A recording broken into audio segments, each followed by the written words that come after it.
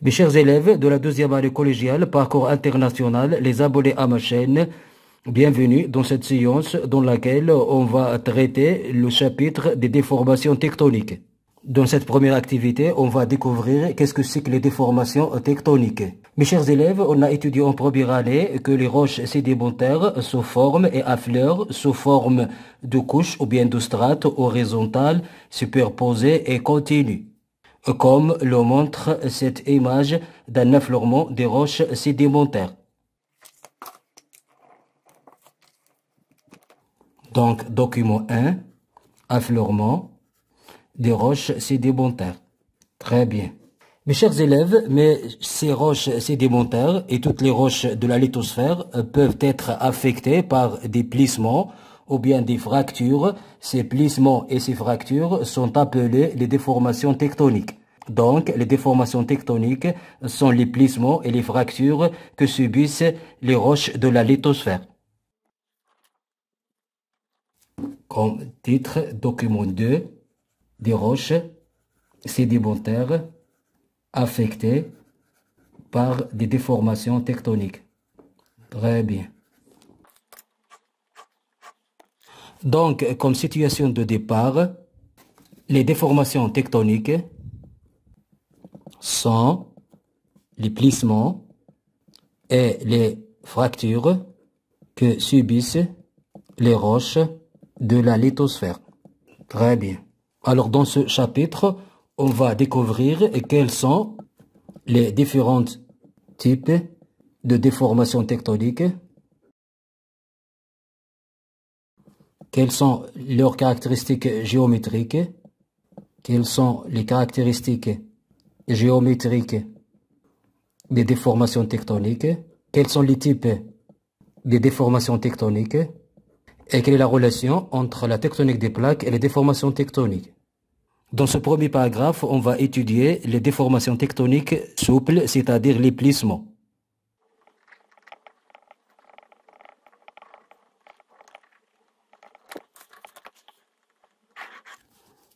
Dans un premier lieu, on va définir qu'est-ce que c'est qu'un pli. Mes chers élèves, observons cet affleurement des couches sédimentaires et décrire leur pondage. On observe que ces couches sédimentaires sont tordues en flexion. Cette structure s'appelle un pli.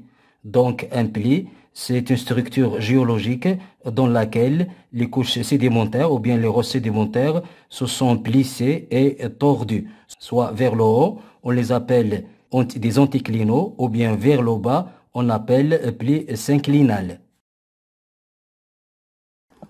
Donc, document 3, un pli anticlinal. Très bien.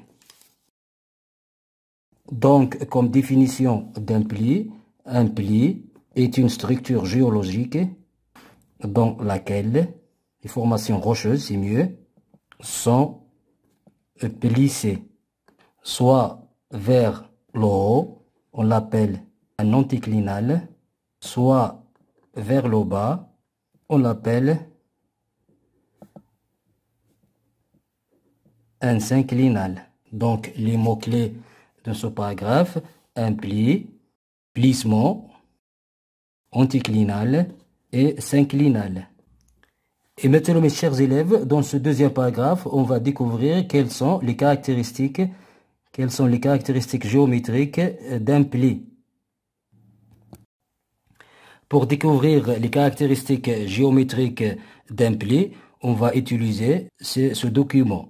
Donc, un pli est caractérisé par une charnière, la charnière, on appelle en arabe mifsala, et puis un plan axial du pli, le misaha al-mihwariya, et puis flanc de pli. Chaque pli a deux flancs de pli, on appelle janib tayya, et puis le cœur du pli, on appelle qalb at-tayya. Et puis il y a dans ce document, il y a deux plis, un anticlinal et un synclinal. Donc ce document résume les caractéristiques Document 4, les caractéristiques géométriques du pli. Donc, les caractéristiques géométriques du pli sont représentées dans le document 4. Et maintenant, dans ce troisième paragraphe, on va aborder quels sont les différents types de plis. 3. Quels sont les plis sont classés selon la disposition de leur plan axial, soit il est vertical, soit incliné, soit plus incliné, soit horizontal. Dans le premier cas, le plan axial est vertical, on les appelle plis droites. Dans le deuxième cas, la figure B, le plan axial est incliné, peu incliné, on l'appelle pli déjeté. Dans le troisième cas, figure 6, on voit que le plan axial est plus incliné avec un flanc du pli droit. Dans ce cas, on l'appelle pli en genou. Dans la figure D, le plan axial est presque horizontal et les flancs sont renversés, c'est-à-dire les couches les plus anciennes se trouvent en dessous des couches les plus récentes. C'est un pli couché. Mes chers élèves, et maintenant dans ce deuxième paragraphe, on va étudier les déformations tectoniques cassantes, les failles. Donc deuxièmement, les déformations tectoniques cassantes ou bien cisaillantes qui sont les failles. Premier paragraphe, on va définition d'une faille, de la faille. Très bien. Observons ce paysage. Donc, dans ce paysage, on voit des roches sédimentaires car elles sont stratifiées, mais leur continuité est rompue par une cassure. Cette cassure s'appelle la faille. Donc, une faille, c'est une cassure dans les roches. Cette cassure fait soulever un compartiment et fait abaisser l'autre compartiment. Donc, la définition d'une faille, c'est une cassure dans les roches. Cette cassure provoque l'abaissement d'un compartiment et le soulèvement d'un autre compartiment. Donc, ce document, on va le coller. Donc, comme document 6, une faille. Il s'agit d'une faille dans des roches sédimentaires. Très bien. Donc, comme définition, une faille est une cassure dans les roches, quelles qu'en soient les roches, qui fait soulever un compartiment et abaisser un autre compartiment. Très bien. Et maintenant, on passe au deuxième paragraphe. Quelles sont les caractéristiques géométriques des failles? Deuxièmement, quelles sont les caractéristiques géométriques des failles? Donc, pour répondre à cette question, on va observer un document. Donc, observons ce document qui illustre les diverses caractéristiques géométriques de la faille. Donc, tout d'abord, une faille est caractérisée par un plan de faille. Donc, un plan de faille. Ce plan, il porte souvent des stries nommées stries de faille, qui nous renseignent sur la direction du mouvement des deux compartiments de faille. 2, c'est ce bloc-là, on l'appelle compartiment ABC. Compartiment affaissé ou bien ABC. Très bien. 3, c'est le compartiment soulevé. Compartiment soulevé. Très bien. Puis 4, une faille est caractérisée par des rejets, c'est-à-dire la distance avec laquelle les deux compartiments se sont éloignés l'un de l'autre. Le rejet de faille se divise en deux, le rejet vertical R1 et le rejet horizontal. Donc R1, rejet vertical, rejet de faille vertical. Et 2, rejet horizontal. Très bien. Donc ce document illustre les diverses caractéristiques géométriques d'une faille. Donc celui-là, les caractéristiques géométriques d'une faille. Très bien. Donc, les caractéristiques géométriques d'une faille, voir le document 7. Très bien. Et maintenant, on passe au paragraphe numéro 3. On va découvrir quels sont les types de failles. Quels sont les types de failles? Pour répondre à cette question, on va utiliser un document qui illustre les différents types de failles. Donc, le document, c'est celui-là. Donc, dans ce document, on voit il y a 4 types de failles.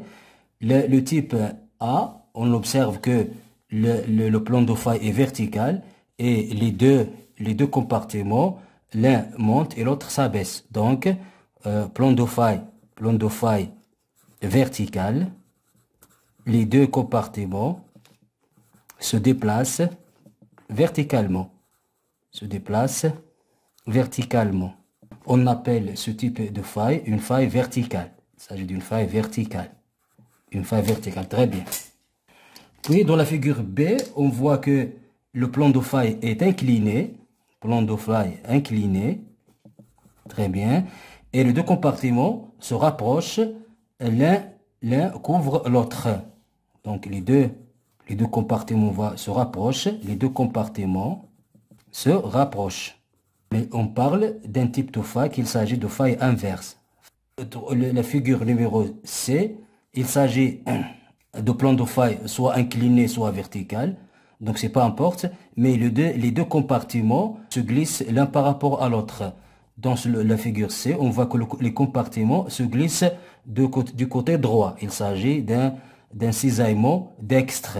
Mais dans la figure D aussi, c'est un cisaillement, mais les deux blocs de faille glissent l'un par rapport à l'autre vers la gauche. Il s'agit d'un cisaillement dextre. Donc ce type de faille s'appelle faille décrochante. Dans le premier cas, c'est une faille décrochante dextre. Et dans le deuxième cas, faille décrochante sinistre. Seulement du fait que le bloc se déplace vers la droite, c'est-à-dire si on se place sur ce bloc, on voit devant nous, le deuxième bloc se déplace vers la droite. Alors que dans le deuxième cas, si on se place sur ce bloc, on voit que le deuxième bloc se déplace à gauche de nous. Il s'agit de faille de décrochement sinistre. Donc, il s'agit de glissement horizontal vers la droite. Ici, glissement des compartiments horizontalement vers la gauche. Et puis un autre type de faille qui n'est pas signalé dans ce document, il s'agit d'une faille qu'on appelle faille normale. C'est une faille normale dans laquelle les deux compartiments s'éloignent l'un de l'autre. Le plan de faille est incliné et les deux compartiments s'éloignent. Donc le plan de faille est incliné et les deux compartiments s'éloignent. Très bien. Donc, comme récapitulation, on classe les failles selon l'inclinaison du plan de faille et le mouvement des deux compartiments de faille en faille verticale lorsque le plan de faille est vertical et les deux blocs se déplacent verticalement l'un par rapport à l'autre. Faille inverse lorsque le plan de faille est incliné et les deux blocs et les deux compartiments se rapprochent. Faille décrochante, c'est un mouvement horizontal des deux compartiments, soit vers la droite, soit vers la gauche. Faille normale, lorsque le plan de faille est incliné et les deux compartiments de faille s'éloignent l'un de l'autre. Donc ça c'est le document 8. Très bien. Donc pour la classification, quels sont les types de failles, voir le document 8. Très bien. Et maintenant on passe à un troisième paragraphe. On va découvrir quelles sont les forces qui engendrent les différents types de déformations tectoniques. On va commencer par les plissements, les plis. Quelles sont les forces qui engendrent les plis?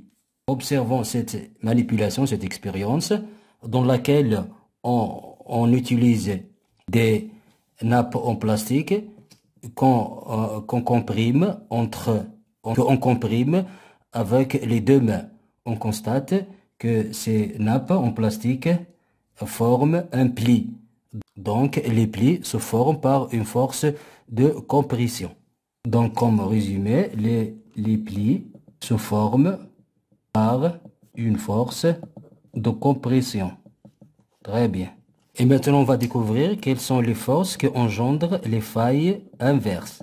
Observons cette manipulation dans laquelle on utilise un bassin de réalisation des expériences bassin dans lequel on met des couches de gypse de différentes couleurs, puis on les comprime de l'autre côté, puis on les comprime de l'autre côté. On constate la formation des failles inverses.